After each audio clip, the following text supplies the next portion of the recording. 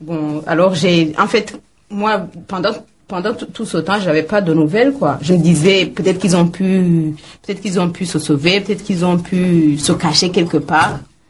Et c'est bien après, en fin juin, que j'ai appris ça. Et alors, bon, j'ai commencé les démarches pour aller les chercher. Je les ai cherchés d'abord dans les orphelinats. Je trouvais pas, j'ai passé 2 jours. Et puis après, on m'a renseigné, on m'a dit que c'était à Kigali et je les ai ramenés vers le 17 août. En fait, ce n'était pas du tout très facile d'amener les enfants. Déjà, on avait signé un contrat comme quoi il ne faut pas venir avec la famille.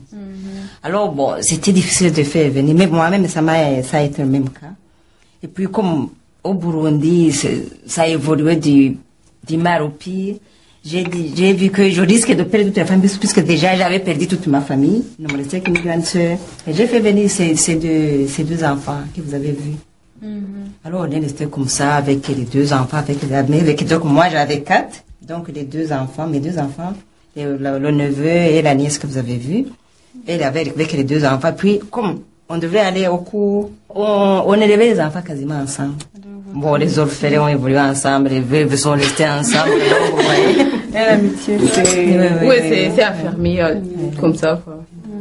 Je savais bien que Dative était Hutu. Bon, mon mari avait été tué par des Hutus au Rwanda. Elle savait que j'étais Tutsi et que son mari avait été tué par des Tutsis. En fait, c'est les conditions inverses, quoi. Donc, mais nous, avec Sodien, d'abord, on était amis même avant ces événements. Et puis, on a fait venir les enfants. Vraiment, quand quelqu'un accepte que vous mettez les enfants ensemble, parce que ce qui nous restait de plus cher, c'était les enfants.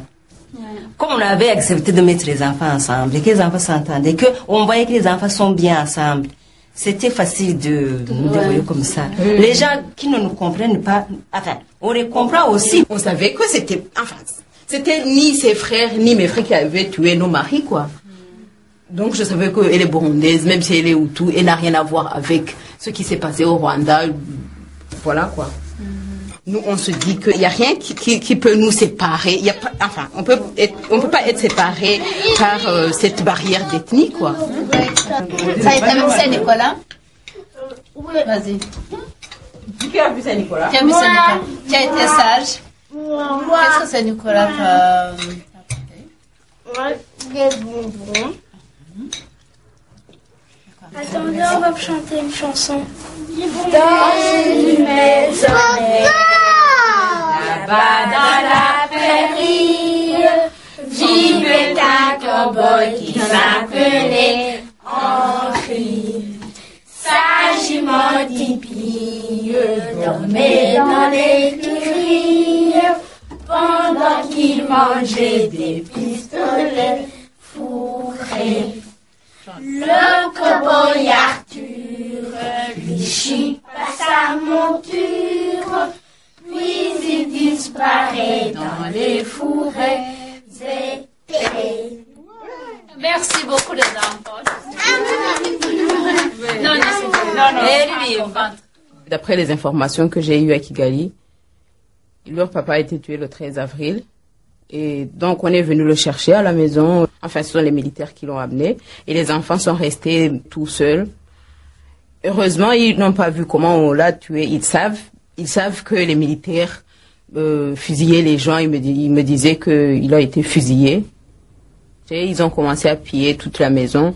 Bon, ça, c'est les enfants qui me racontent ça parce qu'ils étaient encore là. Et c'est par eux-mêmes que j'ai appris que c'était nos propres voisins d'en face.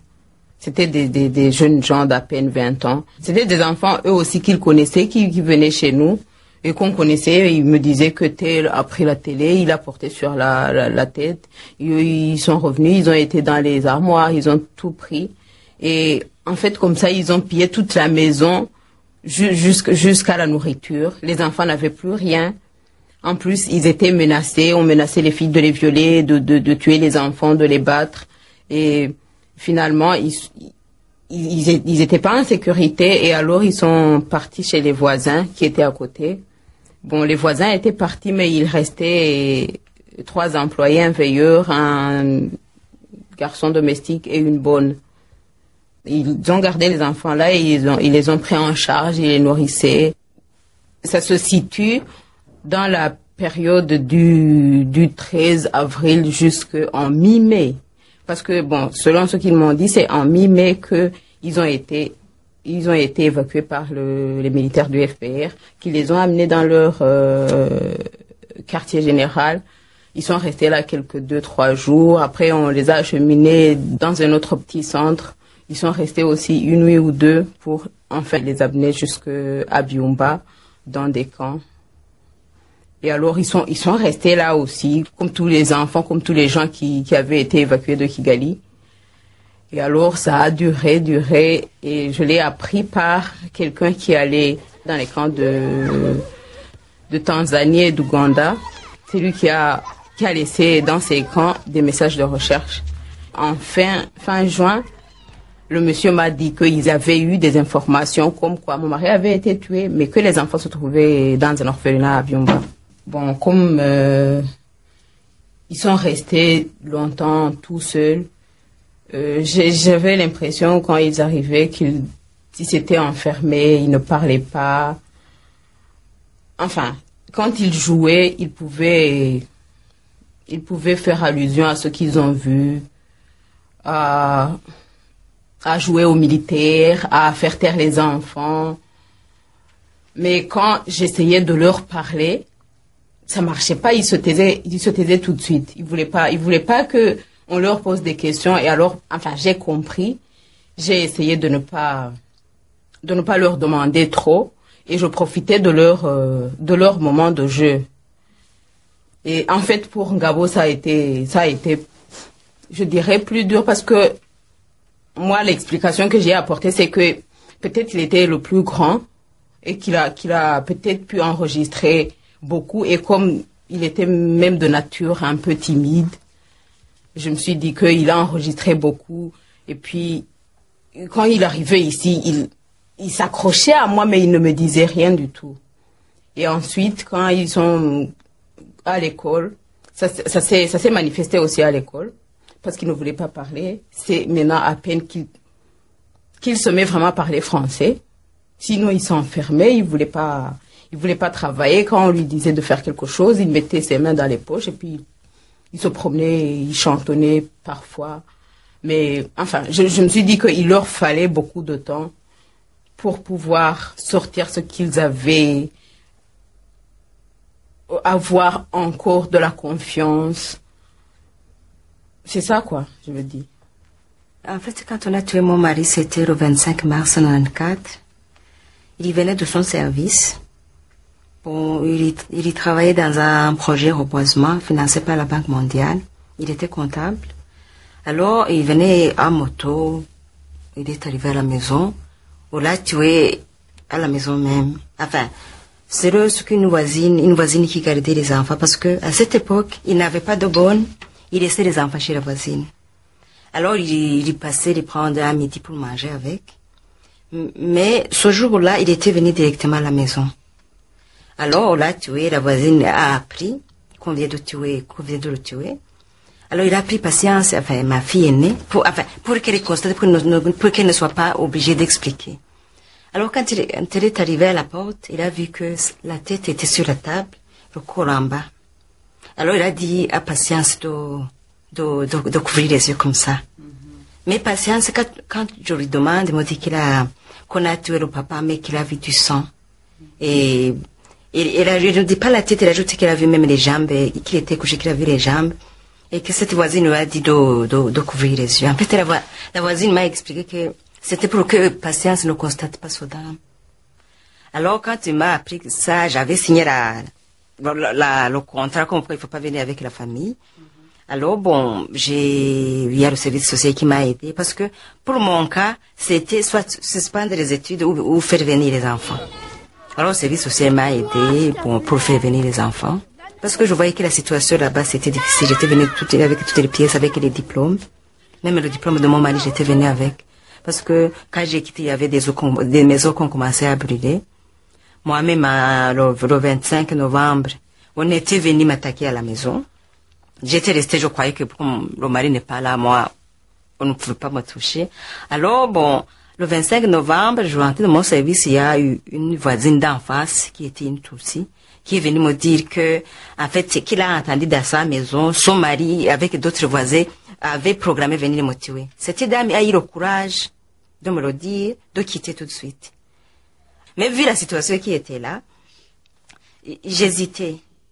Alors, bon, mon mari m'avait dit, bah, écoute, de toute façon, maintenant on est menacé. Au moins, puisqu'à cette époque, quand j'ai quitté, on ne pouvait pas s'imaginer qu'on pouvait tuer les enfants. On savait qu'on peut tuer les adultes, mais les enfants, vraiment, on ne s'imaginait pas. Alors, il me disait, bon, tu y vas, comme ça, si on me tue, au moins tu seras en vie, tu pourras récupérer tôt ou tard les enfants. Alors, bon, comme ça, je suis venue. Et suite à ce qu'on avait tué mon mari, on avait tué mes parents, il m'ont resté la grande sœur. Elle aussi était menacée. Donc, moi, j'avais un problème moral de voir, enfin, je restais seule pratiquement avec mes 2 enfants. Alors, j'ai essayé de faire venir des enfants de ma grande sœur pour qu'au moins, j'ai une autre personne de la famille que mes 2 enfants. Alors, j'ai fait venir on dirait, le plus âgé, David et Eva. Alors, ils sont arrivés, mais quand ils sont arrivés, ils étaient très traumatisés. Ils étaient très traumatisés, comme les miens, par ailleurs, parce que ils avaient vu beaucoup de choses là-bas, beaucoup de cadavres, les gens qu'on tué. Ils n'arrivaient pas à se calmer ici. La preuve, c'est que quand vous voyez la photo là, le dessin qu'il a fait, souvent il le disait, je ne parviens pas à dormir parce que je vois tout le temps on est en train de tuer mes parents. Effectivement, un jour, on a même tiré sur son papa.